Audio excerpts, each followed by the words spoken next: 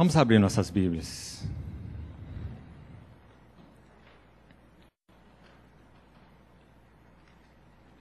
Primeira Timóteo, capítulo 3. 1 Timóteo, capítulo 3. Vamos ler a partir do verso 14.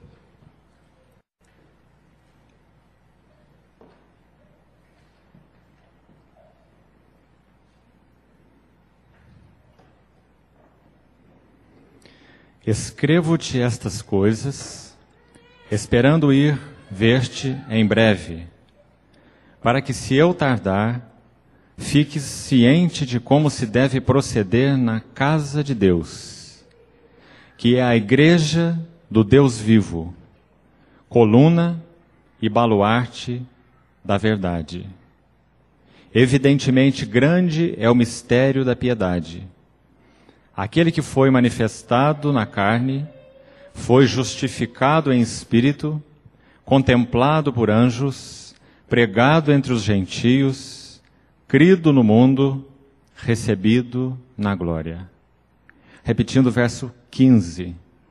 Para que, se eu tardar, fiques ciente de como se deve proceder na casa de Deus, que é a igreja do Deus vivo, coluna e baluarte da verdade. Vamos ter uma oração juntos. Pai, muito obrigado, porque é em nome do Teu Filho, Senhor Jesus, que nós temos a alegria e a ousadia de nos achegarmos a Ti. E da mesma maneira, a alegria e a ousadia de nos reunirmos. Muito obrigado, porque todos os nossos corações e olhos se voltam para Ti. Nós esperamos tudo de Ti. Toda a habilidade, toda a sabedoria, entendimento espiritual, para que sejamos conquistados no coração pela Tua palavra uma vez mais, e não apenas alimentados na mente. Usa esse tempo para a glória do Teu nome, para cativar os nossos corações, para nos mostrar algo mais da glória, da pessoa, da obra do Senhor Jesus. Entregamos esse tempo a Ti. Oramos em nome do Senhor, nosso Salvador. Amém. Irmãos, hoje eu gostaria de compartilhar alguma coisa que será uma nota, um encargo que tenho tido em meu coração para esses dias em que estivermos juntos aqui em Londrina. Vamos falar um pouco sobre a casa de Deus, a visão bíblica da casa de Deus. Eu creio que nós temos tido imensa necessidade em resgatarmos uma visão, um entendimento bíblico a respeito da igreja. Um entendimento bíblico a respeito da casa de Deus. Nós estaríamos aqui jogando tempo fora se nós fôssemos falar a respeito dos desvios concernente a essa visão. Porque são tantos, tão multifacetados, que nós gastaríamos muito tempo em vão, pois estaríamos falando de coisas que não são. Então vamos procurar, assim como aqueles empregados ali do Tesouro Americano, na Casa da Moeda Americana, são treinados para reconhecer as notas de dólar falso, nunca tendo qualquer contato com elas, mas tendo contato apenas com as notas verdadeiras, estudando cada detalhe, cada ponto, cada saliência, microscopicamente, para que então, quando qualquer tipo de nota falsa se apresente, mesmo que delicadamente falsificada, o seu conhecimento sobre o dólar verdadeiro venha então a levá-lo a recusar imediatamente aquela nota. Eu creio que a única forma verdadeira de termos um discernimento espiritual a respeito do que não é nós termos um entendimento espiritual a respeito do que é. Então que o Senhor nos dê graça para nesses dias gastarmos um tempo em torno da pessoa do Senhor, da obra do Senhor e dos reflexos dessa pessoa bendita e dessa obra gloriosa no seu corpo que é a igreja. Embora, é claro, nós talvez iremos focar mais esse assunto da casa de Deus, nós sabemos que a casa de Deus, ela é um fruto do Deus da casa. A obra de Cristo é um fruto de quem é o Cristo. A verdadeira obra é a que emana da vida. Se a obra de Cristo tem a glória que tem, é porque Cristo tem a glória que tem. Então, que o Senhor nos ajude a termos olhos iluminados, para vermos um pouco mais dessa glória pessoal do nosso Senhor, da sua obra e do seu corpo, que é a igreja. Irmãos, esse texto que nós estamos usando então para introdução nessa noite, Paulo diz uma coisa interessante para Timóteo. Duas frases que se contrabalançam de uma maneira muito bonita. Versículo 15, que nós lemos repetidamente, diz assim: para que se eu tardar, fique ciente de como se deve proceder na casa de Deus, que é a igreja do Deus vivo, coluna e baluarte da verdade. Neste versículo, eu creio que nós podemos dizer que igreja de Deus, já que a palavra aí, os irmãos sabem, né, no original, a palavra utilizada, eklésia, combinação daquelas duas palavrinhas gregas, eklésia, os chamados para fora, aponta mais talvez para o lado negativo do nosso chamamento, se é que podemos dizer assim.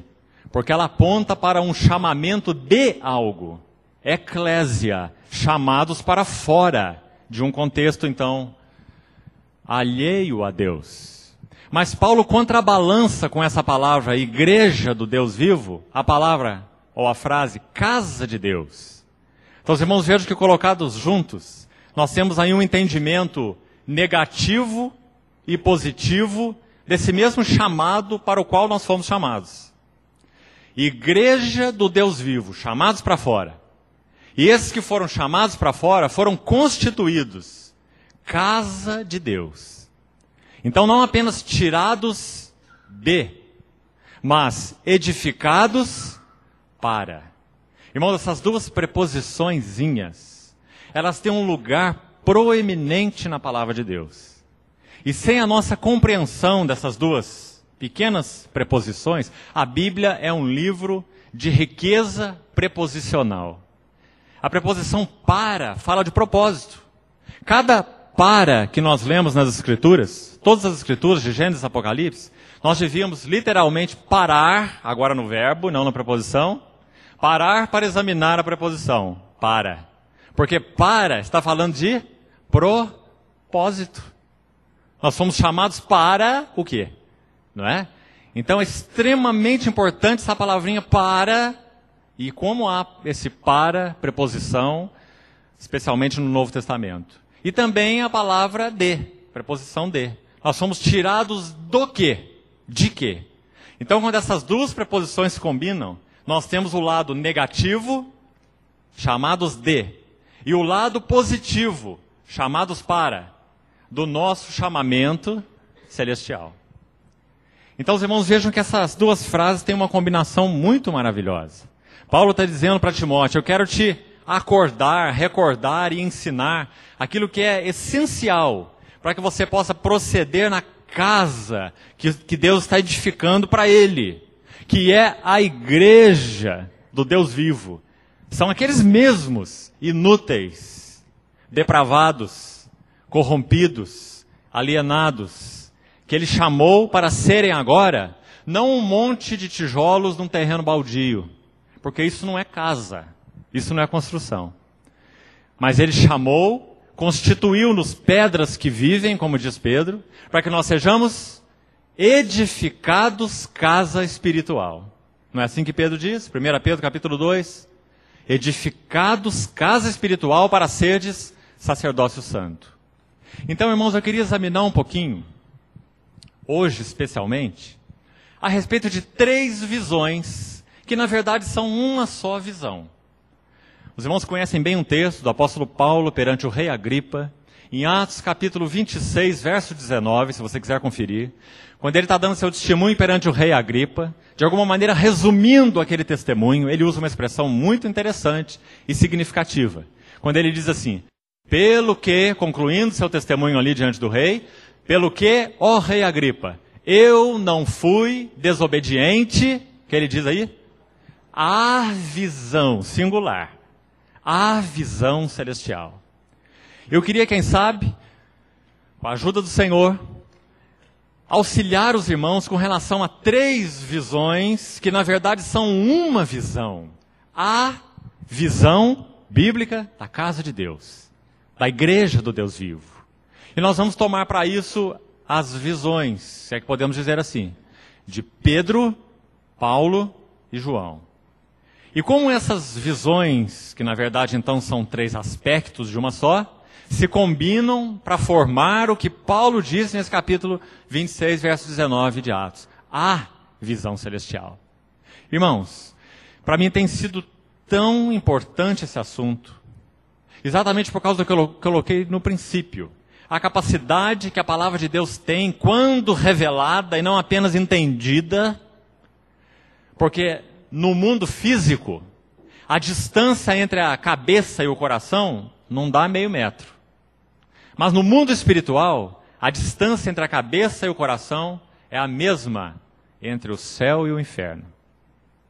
Então nós podemos entender verdades com a mente até certo ponto. Isso se tornar um inferno para nós. Porque o nosso coração não creu. Crer, essa palavrinha significa unir-se a, aderir-se a. Quando eu digo assim, eu creio, eu digo assim, eu estou pregado nisso. Ou isso está pregado em mim. Então é diferente quando nós falamos assim, eu entendi. Eu entendi a visão celestial. Eu entendi esses aspectos da casa de Deus. É diferente quando nós dizemos, eu creio. Isso pregou em mim. E é isso que a Bíblia chama de visão espiritual. Irmão, não há um só homem, nem bíblico, nem fora da Bíblia, na história da igreja e na história anterior à igreja, na história do Velho Testamento, que tenha tido visão celestial e não tenha tido compromisso com a visão. Porque a visão é arrebatadora. Senão não é visão celestial. A visão é irresistível. A visão não propõe negociação, a visão arrebata. A visão conquista, a visão queima, a visão arde. A visão muda caráter, conduta e vida, exatamente por isso. Os irmãos sabem então o porquê de Paulo dizer assim em Coríntios, ai de mim se eu não pregar o evangelho? Ele não entendeu que Deus era um patrão? Ele era um empregado contratado para pregar o evangelho? E agora ele tinha que pregar o evangelho, porque Deus era um Deus justo, íntegro, reto. Ele tinha separado Paulo. Se Paulo não pregasse, ai de Paulo. O chicote vinha em cima de Paulo. Paulo está dizendo assim, ai de mim, como se ele dissesse, eu não posso fazer outra coisa. Em outro texto ele diz assim, eu sou devedor, tanto a bárbaros quanto a citas, né? Porque a visão celestial é constrangedora, ela ganha, ela arrebata. Então, irmãos, esperemos na bondade do Senhor, que durante esses dias Ele possa nos dar visão celestial, visão espiritual. Porque, irmãos, que dias nós estamos vivendo, não é? Que dias. Dias de outros evangelhos, no plural. Muitos outros evangelhos que nos distraem de Cristo, que não são Cristo centralizados, que não trazem nenhuma glória para Cristo, que não mudam absolutamente as vidas que se relacionam com esse outro evangelho. Porque o evangelho não é uma mensagem, em hipótese nenhuma. O evangelho é uma pessoa. Paulo, quando começa o livro de Romanos, ele diz exatamente isso.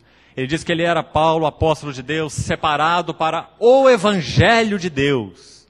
Aí ele coloca uma frasezinha assim, olha, com respeito a Cristo. Porque o evangelho não é uma mensagem, o evangelho é uma pessoa. O evangelho é com respeito a Cristo. Se nós não temos Cristo, nós não temos o evangelho. O evangelho não pode ser entendido, o evangelho só pode ser crido. Nós não podemos administrar o evangelho, é o evangelho que nos administra. O evangelho é com respeito a Cristo.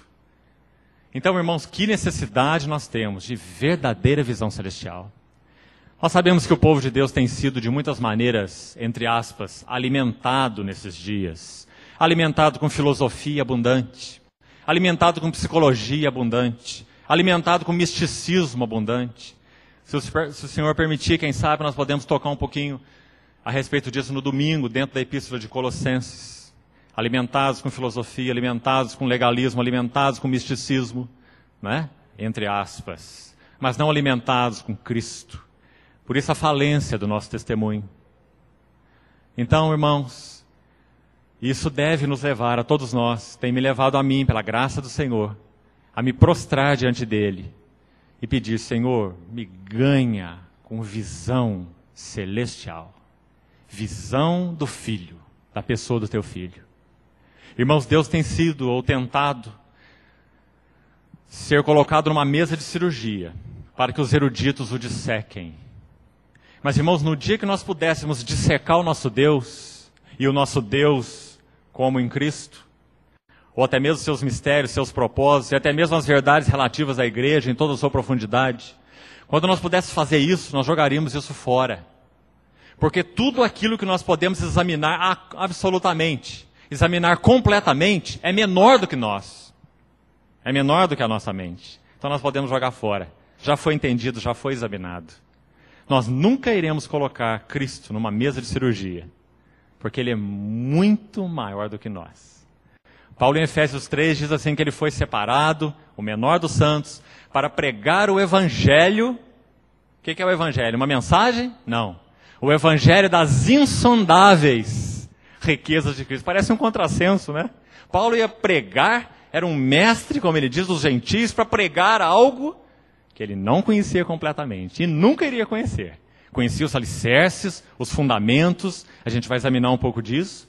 Isso já nos deslumbra, como eu disse, nos arrebata, nos conquista, mas ainda é um mínimo. Se há alguma coisa que não vai haver na nossa eternidade diante do nosso Deus, é monotonia. Porque nós estaremos descobrindo mais do nosso grande Cristo infindável. Ou você acha que vai chegar um dia lá na eternidade que você vai cruzar o braço e falar assim: agora eu estou cansado, eu já conheci Cristo até o fim. Ele é uma fonte inesgotável. E se nós podemos dizer assim, com palavras tão limitadas para se falar da eternidade, não é? Se há algo que vai nos manter vivos e ativos na eternidade, é a beleza do nosso grande Cristo. Apocalipse diz assim: os seus servos o servirão, contemplarão a sua face. E nas suas frontes estará escrito o nome dele. Identificação. Nós sempre estaremos sendo renovados pelo conhecimento desse grande Cristo, desse infinito Cristo, infindável Cristo, inescrutável Cristo.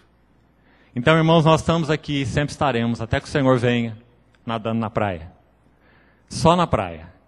E quando o Senhor nos levar para estar face a face com Ele, nós estaremos só 100 metros para dentro da praia. E nós teremos então toda a eternidade sem fim, para estarmos mergulhando nesse oceano infindável da revelação de Deus em Cristo Jesus e sempre em Cristo Jesus.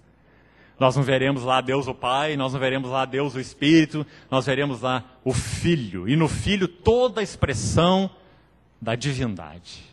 Porque nele habita corporalmente toda a plenitude da divindade. Então, irmãos, conhecer a Cristo é assunto não só para essa vida, mas para toda a eternidade. Então esse texto diz que nós somos este povo, igreja do Deus vivo, chamados para fora. Quando nós simplesmente então contrastamos essas duas expressões, nós já ficamos assombrados, porque nós éramos uma mercadoria estragada no ônibus do inferno. E ninguém ia nos tirar dessa lotação. Ninguém tinha capacidade para isso. Porque, em primeiro lugar, nós não queríamos sair. Mas Deus, sendo rico em misericórdia, e por causa do grande amor com que nos amou, esse seu propósito soberano, eletivo, eterno, Ele fez com que o Espírito Santo usasse a palavra um dia e gerasse vida no espírito morto. E baseado nessa regeneração, então nós podemos crer, né? Crer, unir-nos a Ele.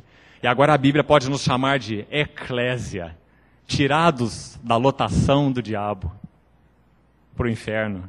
Eclésia, chamados para fora. Mas não só isso, um passo além. Agora o lado positivo. Casa de Deus. Irmão, será que isso é uma coisa pequena? Casa de Deus. Irmãos, esse assunto permeia a Bíblia como um fio de ouro. De Gênesis a Apocalipse. As pedras que você vê naqueles rios, naquele rio que se divide em 4 braços no Éden. Você vê aquelas pedras edificadas na Nova Jerusalém, lá em Apocalipse capítulo 21. As mesmas pedras. Porque o trabalho de Deus na Bíblia é um trabalho de edificação. Ele está edificando para si um povo exclusivamente seu. Paulo conduz essa palavrinha em Tito capítulo 2, se você quiser conferir, verso 14. Tito 2,14, um povo exclusivamente seu. Essa palavra no original grego, ela se compõe de 2 palavras. Significa girar ou estar em torno de. Um povo que está em torno de. Um povo exclusivamente seu. Zeloso de boas obras. Se você ler esse texto de Tito 2,14, você vai ficar muito impressionado. Tito 2, de 11 a 14. Porque ele mostra exatamente, agora nas palavras ali, a Tito, essas 2 expressões que ele colocou aqui, olha. Igreja de Deus, porque fomos chamados para fora. E casa de Deus, porque ele veio morar nesses que estavam nessa lotação para o inferno. Eles foram tornados idôneos em Cristo, de uma tal forma que Deus mesmo pode morar neles. Irmãos, isso é surpreendente. É muito surpreendente. Porque se você conhece a história do Velho Testamento, você sabe que não é assim. Você sabe que Deus no Velho Testamento, por exemplo, na época do tabernáculo, a partir de Êxodo, ele morava num quartinho escuro, isolado. Não é? O Santo dos Santos. E ali só entrava um homem. Todo dia? Uma vez por ano. Deus morava no quartinho escondido. Não é? E havia todo um caminho a ser seguido para ter comunhão com esse Deus na sua glória, Shekinah. Não é porque Deus é um Deus sistemático, né? Que quer que nós compramos regrinhas para ter comunhão com Ele, não. O primeiro elemento que entrava naquele Santo dos Santos, no dia da expiação, Levítico 16, quando aquela cortina se abria, era uma bacia cheia de sangue, que falava do acesso que Deus mesmo abriria pelo seu amor, na pessoa do seu Filho, para que nós pudéssemos entrar em comunhão com Ele mesmo, no que Ele é, sem sermos exterminados, fulminados. Aquela bacia de sangue então entrava na mão do sumo sacerdote. E aquele altarzinho, aquele altar portátil de queimar incenso, aquele incensário, conforme diz Hebreus, capítulo 9, aquele incensário ia exalando o incenso, que fala de intercessão. E aquele sangue entrava naquela bacia, que fala de expiação. Então, irmãos, é por causa disso que nós podemos ser casa de Deus. Então, quando você lê esse texto de Tito, vamos dar uma olhadinha nesse texto? Paulo coloca em outras palavras esse contraste. Libertos de e chamados, então, para. Né? Guarde bem isso. Olha como ele coloca na linguagem de Tito 2,11. Porquanto a graça. Que palavra. Graça. Sabe, irmãos, a lei no Velho Testamento, de alguma maneira, nos estimula. Quando o povo recebeu a lei, ele falou assim, Senhor, você não tem mais nenhum mandamento para dar aí, não? Tudo que o Senhor falou, nós faremos. Né? O povo não tinha condição ainda de vislumbrar o que era em si mesmo. Então a lei foi dada como um espelho que desce do céu para mostrar a feiura daquele povo. Mas a feiura era tão grande que não era só feiura, era cegueira também. Eles não conseguiam nem ver a sua imagem naquele espelho e acharam que podia cumprir aquilo tudo. Não é? Mas pela lei deveria vir para aquele povo o pleno conhecimento do pecado. E de alguma maneira processual isso acabou vindo. O povo viu que isso era impossível sim. Lá no deserto ele se viu um murmurador, não é? Reticente, idólatra, levantando bezerro de ouro, procrastinando contra Deus. Mas Deus tinha um propósito ali com relação à lei, não é? Conduzir aquele povo como um aio, um pedagogo, para conduzi-los a Cristo, para que eles fossem justificados por fé. Mas a lei, de alguma maneira, estimula, podemos dizer assim. a nós, para que nós cumpramos e façamos o que é certo. Mas a graça nos prostra, a graça nos humilha, mas não nos aliena.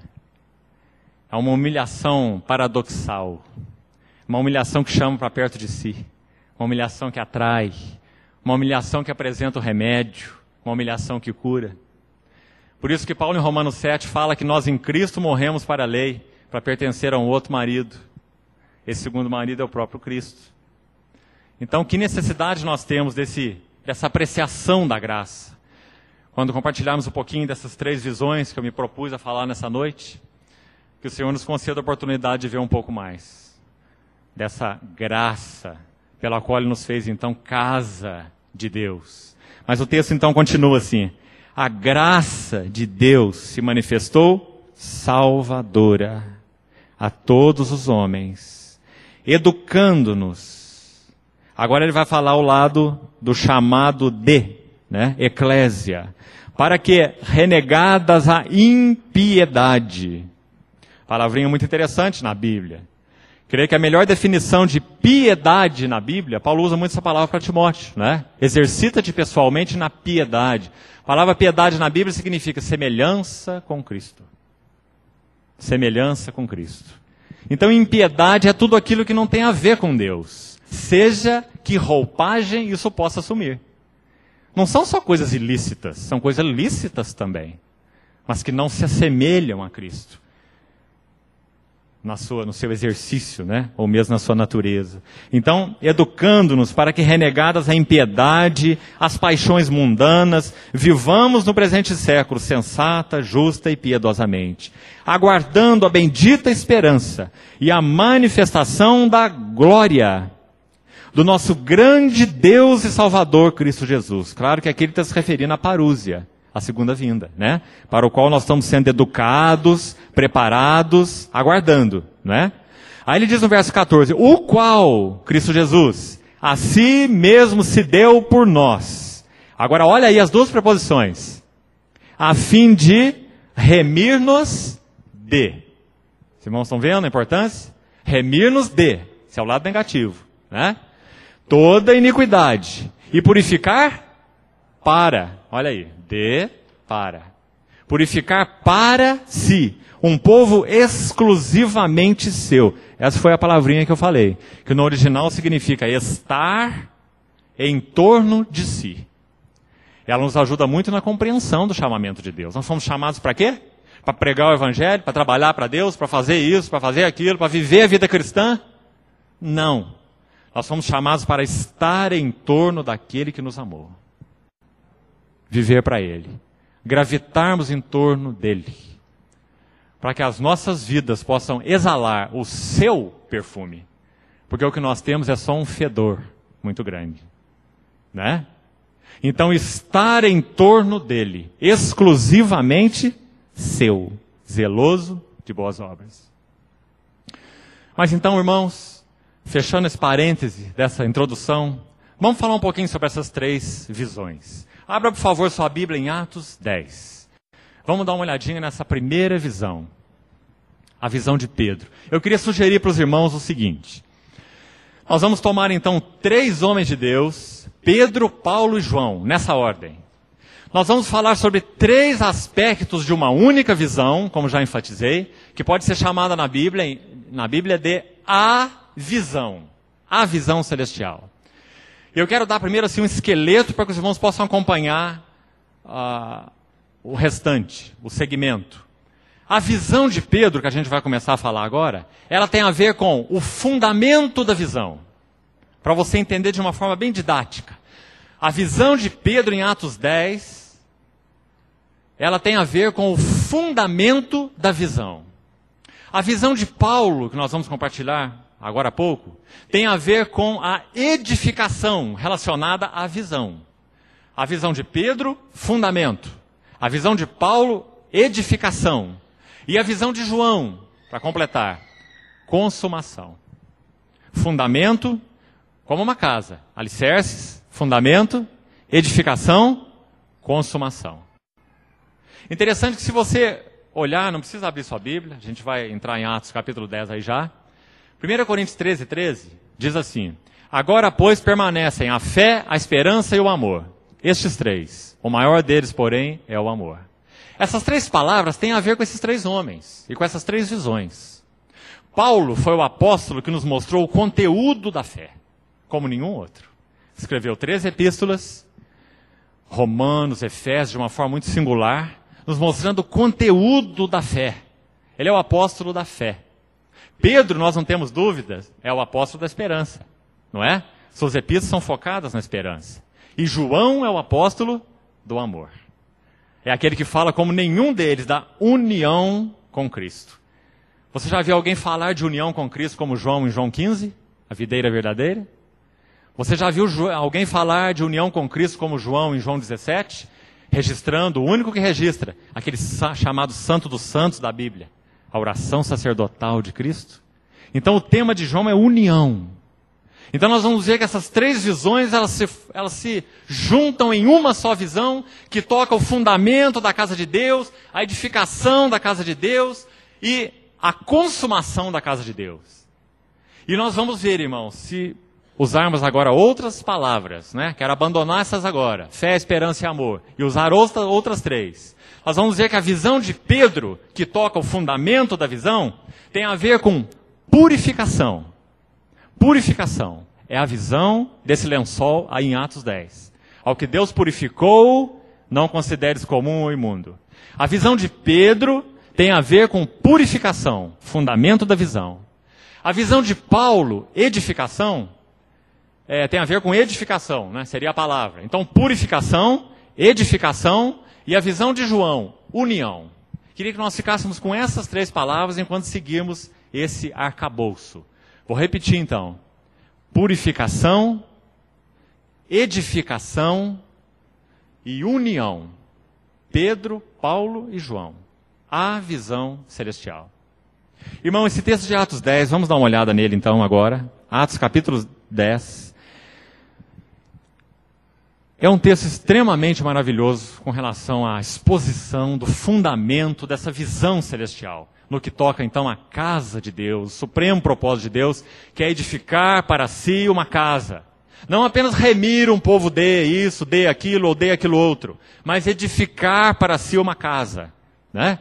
Então, vamos ler Atos capítulo 10, versículo 9, até o versículo 16, diz assim. No dia seguinte, indo eles de caminho e estando já perto da cidade, subiu Pedro ao eirado por volta da hora sexta, a fim de orar. Estando com fome, quis comer, mas enquanto lhe preparavam a comida, sobreveio-lhe um êxtase. Agora preste atenção. Então viu, vamos devagar agora aqui nos termos, o céu aberto. Queria dizer para os irmãos que quando o Espírito Santo inspirou Lucas a escrever o livro de Atos, essa expressão céu aberto só aparece 2 vezes no livro de Atos. E todas as vezes que você vê expressões paralelas no mesmo livro, sempre você deve comparar, porque é assim que se estuda a palavra de Deus. Preceito sobre preceito, regra sobre regra, um pouco aqui, um pouco ali. Então, quando você compara 2 termos, você sempre tem um quadro muito lindo. Essa palavrinha aparece, só vou citar para os irmãos, em Atos 7, verso 56. Quando Estevão, o primeiro mártir da igreja, ele está para ser apedrejado. E lá nessa passagem, Atos 7,56, diz que Estevão elevou os olhos ao céu e viu o céu aberto, a mesma expressão. E o Filho do Homem assentado à destra de Deus. Então, a primeira vez que o Espírito Santo registra essa expressão em Atos, o céu aberto, quem que aparece nessa visão de Estevão, de céu aberto? Cristo, o Filho do Homem. A segunda vez que o Espírito Santo registra a expressão céus abertos, quem que aparece? Um lençol que desce do céu para a terra pelas 4 pontas, cheio de aves, quadrúpedes e répteis, animais imundos, que Pedro, como um judeu ortodoxo, não quis matar para comer. Essa visão tem a ver com a igreja, a casa de Deus. Não é claro? Ele recebeu essa visão, baseado no que Deus já tinha anunciado a Cornélio, com aquele anjo, que era para enviar mensageiros na casa de Pedro, que estava hospedado lá por Simão, o curtidor, para que ele fosse explicar para eles o significado do Evangelho. Então Pedro vai na casa de Cornélio pregar o evangelho. Cornélio era um gentio, não é?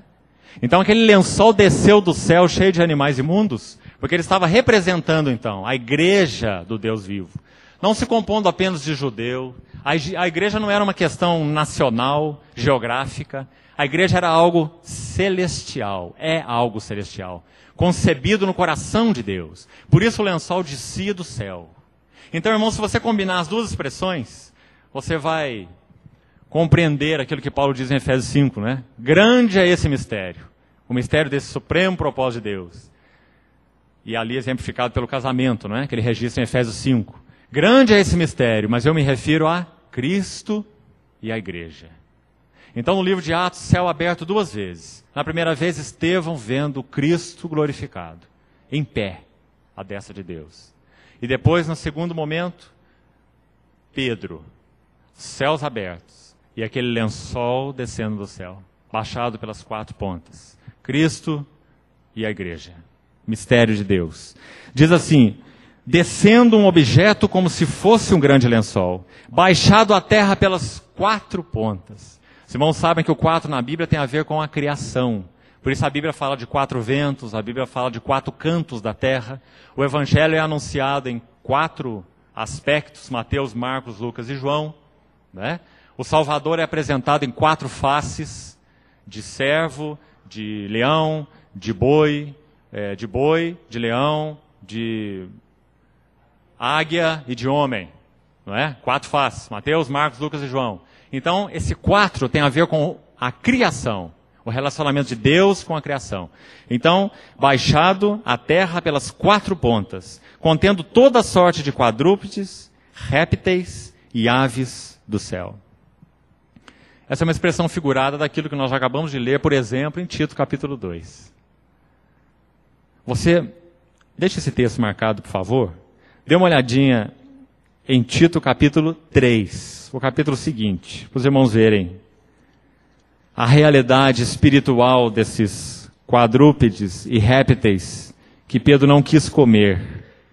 Tito 3 diz assim, olha. Tito 3, versículo 3. Capítulo 3, versículo 3. Pois nós também outrora éramos nécios, desobedientes, desgarrados, escravos de toda sorte de paixões e prazeres, vivendo em malícia e inveja, odiosos e odiando-nos uns aos outros. Esse aqui é um exemplo do lençol que baixou do céu. Toda sorte de animais imundos. Esses éramos nós. Mas, irmão, aquele lençol, como é uma figura dessa graça de Deus, desse propósito soberano que ele intentou, baseado na sua graça, baseado na redenção de Cristo. Então Pedro foi orientado a matar aqueles animais e comer. Mas é interessante que Pedro ele faz uma combinação de 2 palavras que não podem andar juntas, quando ele responde ao Senhor. Ele fala assim, não, Senhor. Ou ele tinha que falar só não, e não chamar ele de Senhor, ou ele tinha que falar sim, Senhor. Porque o Senhor deu uma ordem, e ele não pode falar não e chamar de Senhor. Mas o entendimento de Pedro, o conceito de Pedro sobre a igreja era tão restrito, era tão pequeno, era tão fechado na nação judaica e nos seus privilégios nacionais, que ele viu aquele monte de animais imundos, ele falou, não, Senhor, jamais eu comi coisa alguma imunda ou comum. Essas 2 palavrinhas lá em Atos, veja lá como são usadas. Atos capítulo 10, versículo 14. Quando Pedro então replicou, diz assim, Pedro replicou, Atos 10, 14, de modo nenhum, Senhor, porque jamais comi coisa alguma. Agora ele usa 2 palavras. Comum, palavrinha koinos no original, significa alguma coisa que pertence à generalidade. Alguma coisa que está no meio das outras. Algo que é geral, que é comum, koinos, comum. Muito interessante. E o Senhor repreende a Pedro em primeiro lugar por isso. É como se ele dissesse assim, vamos usar as minhas palavras, Pedro, isso não é comum. Koinos. Isso não pertence mais à generalidade, Pedro. Isso agora pertence à particularidade. Isso agora é peculiar. Isso é meu. E os irmãos vão ver que Pedro entendeu muito bem isso. Nós vamos ler daqui a pouco um versículo da epístola dele, em que ele mesmo registra de uma maneira tão linda essa compreensão, então, que ele teve da graça de Deus e da realidade espiritual da igreja. Mas, num primeiro momento, ele disse: jamais comi coisa alguma comum, koinos, que pertence, então, ao geral. E depois ele usa a palavra imunda. Essa palavra no original é muito significativa. Ela significa, mais especificamente, impura. E ela tem relação com aquela lavagem cerimonial que o judeu fazia. Então Pedro está dizendo, mas de jeito nenhum eu posso comer isso.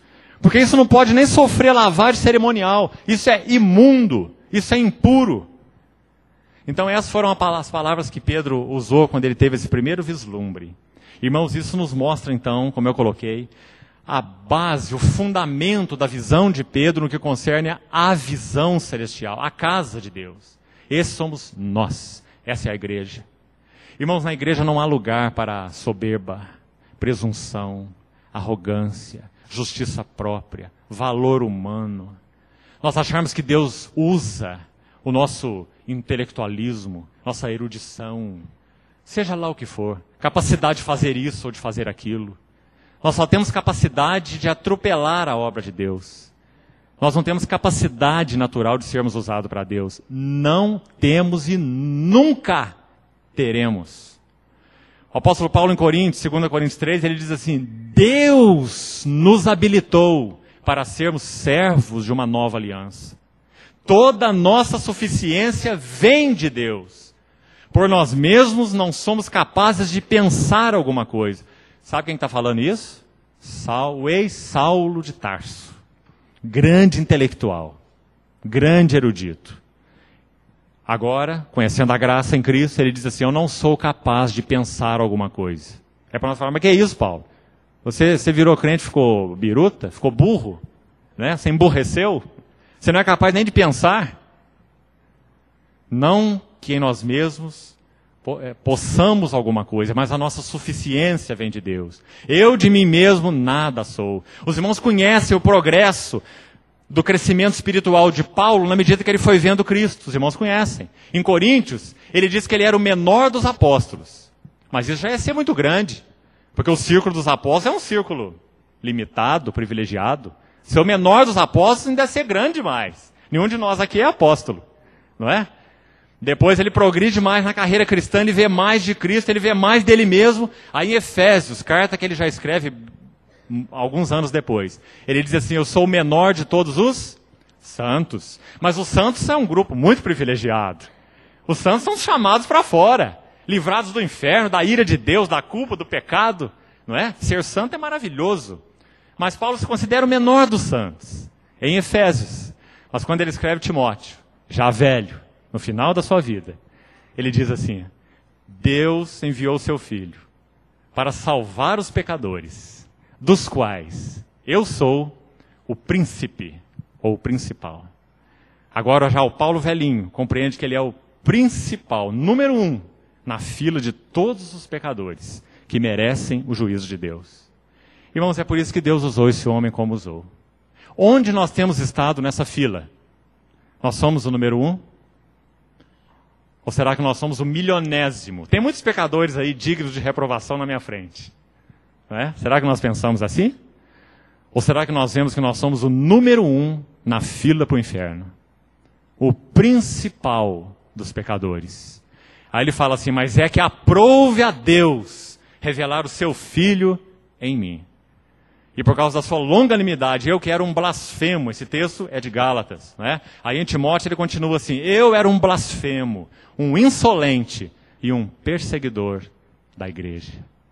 Irmãos, se nós não tivermos tendo esse vislumbre, esse conhecimento de Deus, como tenho colocado desde o início, a glória de Deus na face de Cristo, que gera por consequência um conhecimento de nós mesmos, nós estamos fadados a um completo distúrbio espiritual, emocional, intelectual, em todos os sentidos. Distúrbio de vida, de conduta, de caráter.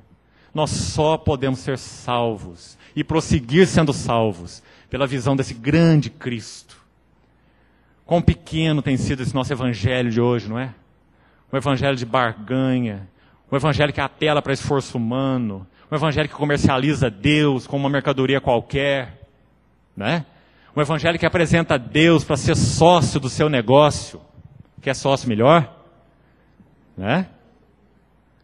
Que vergonha esse evangelho.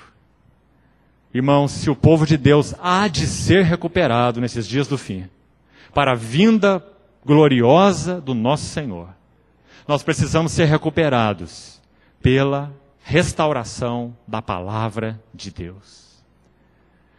Nós devemos compartilhar isso, quinta, sexta e sábado, em Esdras e Neemias, a restauração do testemunho de Deus.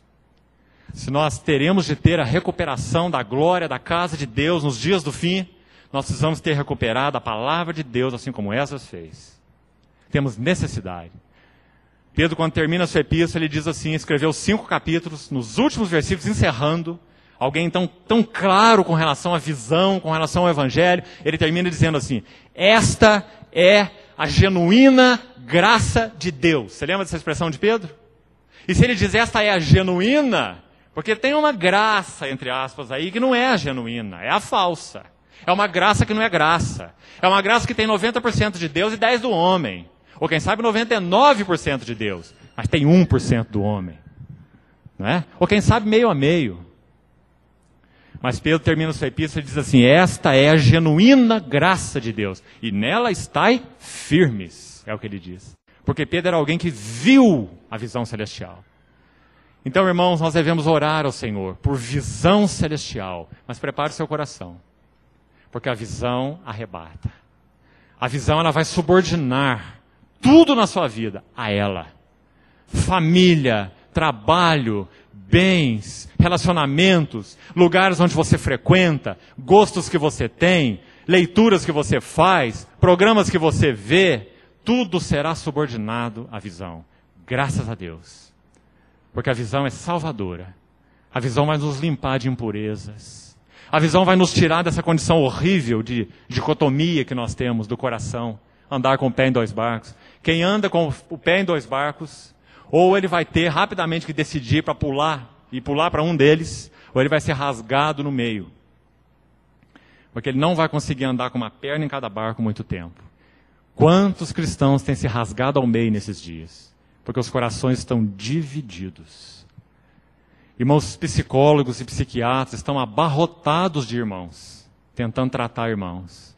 Nós que devíamos estar dando remédio para o mundo, estamos tomando remédio do mundo. Por causa de divisão do coração. Dicotomia. Nosso Senhor falou que seria assim. Se a luz que há em ti forem trevas, que grandes trevas serão. Não podeis servir a 2 senhores.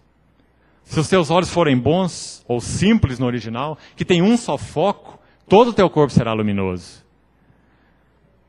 Então, irmãos, que necessidade nós temos de recuperar a palavra de Deus para que o testemunho do Senhor e a glória do Senhor seja trazida de novo para a sua casa. Mas nós precisamos fazer uma pergunta para nós. Você quer isso? Acho que é aqui que nós enfrentamos o problema. Se nós tivermos que responder honestamente, você quer, irmão? Você espera nas reuniões que o Senhor surpreenda você? Ou você espera vir aqui ouvir 3 cânticos, o pastor que já está programado para levantar e pregar, e mais isso ou mais aquilo? Ou você quer que Deus surpreenda você, a reunião da igreja? Surpreenda você com mais a visão de Cristo. Surpreenda você atraindo o teu coração. Surpreenda você levando a dobrar os seus joelhos em arrependimento. Você quer. E nós precisamos pesar esse custo, sim, porque o Senhor nos ensinou. Ninguém que vai edificar uma torre não se assenta primeiro para calcular o custo, vai ter uma obra adequada. Porque outros vão passar, zombar dele e falar assim, olha lá, ele achou que podia. Edificou a metade, agora está aquele negócio lá. Né? Que não é nem um terreno vazio, nem uma casa. É uma parte da obra. Não é? O Senhor nos orientou. Avalie o custo e tome uma decisão. Então, irmãos, que o Senhor nos ajude nesses dias.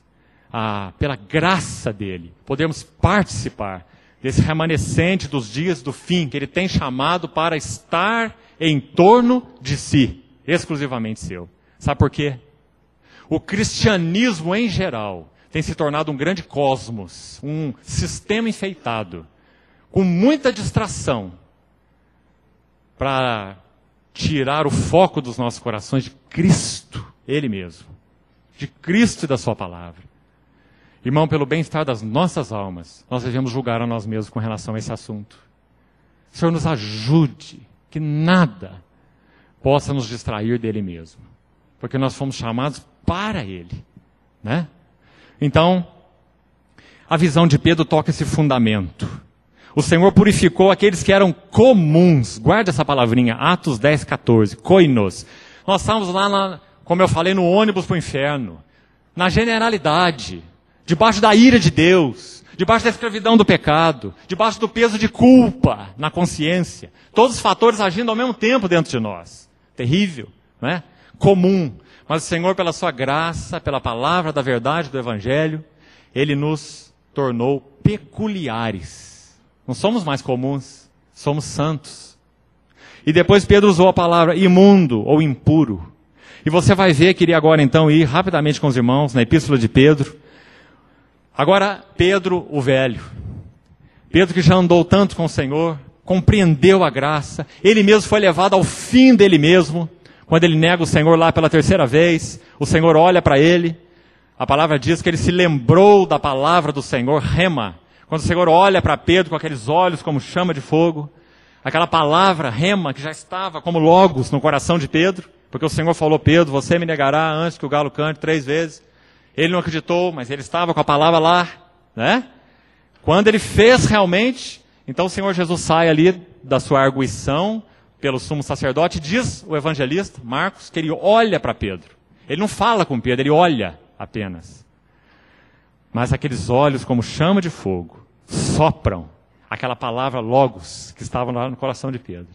E torna aquela palavra rema. A palavrinha hebraica que aparece lá em Marcos é rema. E Pedro se lembrou da rema do Senhor. E dizia, ele saiu e chorou amargamente. Então agora esse Pedro que conhece mais Cristo, que conhece a graça, ele escreve essa epístola. E olha o que ele diz no capítulo 1, verso 3. Bendito Deus e Pai de nosso Senhor Jesus Cristo. Essa palavra significa abençoado Deus. Bendito Deus. Olha a visão que Pedro tem da graça agora.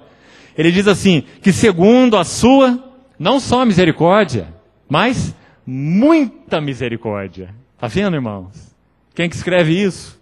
Muita misericórdia. Ele nos regenerou. Olha a preposição aí de novo. Para uma viva esperança. Não só uma esperança, mas uma esperança viva. Porque essa esperança não é um atributo qualquer, uma virtude qualquer. Essa esperança é uma pessoa. Qual é a nossa esperança? Sermos semelhantes a Ele, porque havemos de vê-lo como Ele é. Nossa esperança não é ir para o céu. Não é receber galardão. Não é andar em rua de ouro. Né? Nossa esperança é ser como Ele, porque veremos como Ele é.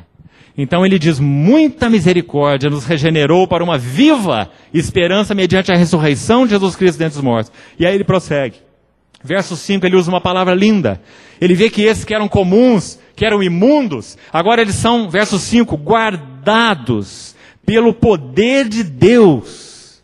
Nenhum dos santos pode se perder, porque eles foram redimidos pelo precioso sangue, incondicionalmente. Guardados pelo poder de Deus mediante a fé. Olha o para de novo. Verso 5. Para a salvação, preparada para revelar-se no último tempo. Aqui é o aspecto último da salvação. Transfiguração do nosso corpo. Né? Agora, irmão, capítulo 2 de Pedro. Olha no versículo 4. Vamos ver mais aqui na epístola de Pedro, como que isso toca o fundamento da visão. Eu acho que nós vamos ficar só com isso por hoje. Nas outras reuniões a gente fala dos outros dois, para a gente não atropelar demais. 1 Pedro capítulo 2, verso 4, ele diz assim, chegando-vos para Ele. Olha como Pedro compreendeu esse chamamento. Chegando-vos para Ele, a pedra que vive, rejeitada assim pelos homens, mas para com Deus eleita e preciosa. Vós mesmos também, como pedras que vivem, sois edificados, casa espiritual. Quando estivermos compartilhando sobre Esdras e Neemias, a restauração, os irmãos vão ver essa sequência. Primeiro é restaurado o altar, nós vamos ver por quê. Depois os alicerces do templo são lançados, Esdras 3. Depois o templo é completado, Esdras 6. Depois, tudo isso com Zorobabel, primeiro retorno. Depois Esdras vem com uma nova leva de cativos, segundo retorno, e ele traz utensílios da casa de Deus e mais levitas, mais sacerdotes. Ele reforça o sacerdócio da casa de Deus. Então primeiro a casa, depois o sacerdócio, depois os muros com Neemias. Segue uma ordem a restauração da casa de Deus. Não é muro primeiro, é altar primeiro. Altar, alicerces, templo, sacerdócio e muros. Nessa ordem. É assim que o Senhor vai restaurar o seu testemunho na igreja hoje, seguindo a mesma ordem. Porque é a ordem que o Espírito Santo estabeleceu. Então, Pedro está dizendo que nós somos chamados para ser edificado casa espiritual, para sermos sacerdócio santo, para oferecermos sacrifícios espirituais agradáveis a Deus por meio de Jesus. Agora no verso 9 do capítulo 2 ele diz, vós porém sois. Lá em Atos 10 ele falou, isso é comum, imundo, não é? Porque ele não tinha visto. Até que na casa de Cornélio então ele pôde começar a entender o que Deus iria fazer com os gentios, considerados comuns e imundos, né? Então agora ele escreve para a igreja dizendo assim, vós sois raça eleita, sacerdócio real, nação santa e povo de propriedade exclusiva de Deus. Nação santa contradiz aquela palavra que ele diz lá em Atos 10, que ele não podia comer nada imundo. Agora ele está dizendo, é nação santa. E povo de propriedade exclusiva, contraria a palavra comum, lá de Atos. Ele disse que aquilo era comum, pertencia ao geral. Agora ele diz, não, é particular, é propriedade exclusiva de Deus, não é? Redimida. Para, ou a fim de, proclamardes as virtudes daquele que vos chamou das trevas para a sua maravilhosa luz. E para concluir aí, no verso 10, ele diz assim, vós sim que antes não erais povo. Você vai ver que Pedro como que faz um eco de Isaías 42, se não me engano, verso 6. Quando diz que Jesus foi enviado como mediador para o povo, se referindo a Israel, o povo da aliança, e luz para os gentios. Então ele diz, vós que antes não erais povo, porque não faziam parte do povo da aliança, né? Israel. Mas agora sois povo de Deus, que não tinhais alcançado misericórdia, mas agora alcançastes misericórdia. Irmãos, isso toca então o fundamento da visão. Tem a ver com purificação. Pedro usa essa palavrinha, os irmãos querem ver? Só para acrescentar um pouquinho mais. 1 Pedro 1:22. Olha lá. A mesma palavra no original, lá de Atos 10:14. Catartos, da mesma raiz. Tendo purificado as vossas almas pela vossa obediência à verdade. Tendo em vista o amor fraternal não fingido, amai-vos de coração uns aos outros ardentemente, pois fostes regenerados, e aí ele prossegue, falando do poder regenerador da palavra de Deus. Então Pedro agora viu com clareza essa casa espiritual, especialmente então, para a gente encerrar por hoje, a visão de Pedro toca o fundamento desta casa, o fundamento da visão celestial. Um povo que não era povo, um povo que estava alienado, um povo que foi aproximado pelo sangue de Cristo, que foi colocado para girar em torno dele mesmo, tornado nação santa e povo exclusivo para proclamar as virtudes ou a glória daquele que nos chamou. Quando compartilharmos então, na próxima reunião, a visão de Paulo e a visão de João, juntas, se der tempo, os irmãos vão ver onde a visão de Paulo entra agora na edificação e a visão de João na união ou na consumação. Irmãos, compreendendo esse esboço dessas três, que na verdade são uma visão, eu creio que nós podemos ler o Novo Testamento de uma forma diferente. As coisas deixam de ser desconectadas. Nós começamos a ver que Deus realmente tem um supremo propósito. E que pela graça nós fomos incluídos nesse supremo propósito. Não apenas chamados de, mas chamados para que Ele possa então morar em nós, resplandecendo algo da sua beleza, da sua glória, suas virtudes. Ele regenerou nosso espírito. Ele está salvando nossas almas, mudando a mente, moldando a vontade e enchendo as emoções do gozo da sua presença. E Ele vai transfigurar nossos corpos, consumando então essa salvação, passado, presente e futuro, regenerando o espírito, santificando a alma, transfigurando o corpo. Graças a Deus por esse supremo propósito em Cristo. O Senhor possa despertar, irmãos, nos nossos corações, todos nós, um clamor para que realmente ganhemos essa verdadeira visão que conquista, que subordina todas as coisas. Lá em Hebreus, capítulo 3, o autor de Hebreus diz assim: santos irmãos, que participais da vocação celestial. É uma suprema vocação, vocação celestial, vocação para cima. Aí ele diz assim: considerai atentamente o apóstolo e sumo sacerdote da nossa confissão. Nós nunca vamos poder prosseguir nessa vocação celestial sem considerar atentamente o apóstolo e sumo sacerdote da nossa confissão. Irmãos, é tempo, até que o Senhor venha, que essa igreja converja de novo para Ele mesmo. A igreja tem sido um bando de meninos agitados, correndo de um lado para outro, como diz Paulo, e até mesmo para muito vento de doutrina. É tempo de nós sermos convergidos de novo nele, para que ele possa obter sua esposa nesses dias do fim, adornada, preparada. O tempo urge. Quando você olha para o cristianismo, o que é que você vê? Quando você olha para o mundo, o que é que você vê? Social, político, econômico, judiciário. Quando você olha para a natureza, o que é que você vê? Você acha que Cristo está longe ou que Cristo está às portas? Então, irmãos, que o Senhor desperte o nosso coração. Que sejamos ganhos mesmo, arrebatados pela visão celestial. Amém. Vamos orar. Ó Pai, juntos como igreja, nós pedimos a Ti nessa noite, tem misericórdia de nós. Cativa o nosso coração de todo para Ti, Senhor. Nós que, por nós mesmos, em nossa natureza, nos reconhecemos tão perdidos. Senhor, como nossa corrupção é absoluta. Ensina-nos a andar no Espírito, Senhor, em união contigo, para que jamais satisfaçamos as cobiças da carne. Quanta depravação há em nós, nesse nosso homem natural, quanta ilusão, quanta soberba, quanta justiça própria. Nós te pedimos, Senhor, que o Senhor possa cativar nosso coração de uma tal maneira com esse Cristo, que verdadeiramente nossa vida seja subordinada. Atrai-nos a Ti, Senhor. Queremos correr após Ti como aquela noiva de Cantares.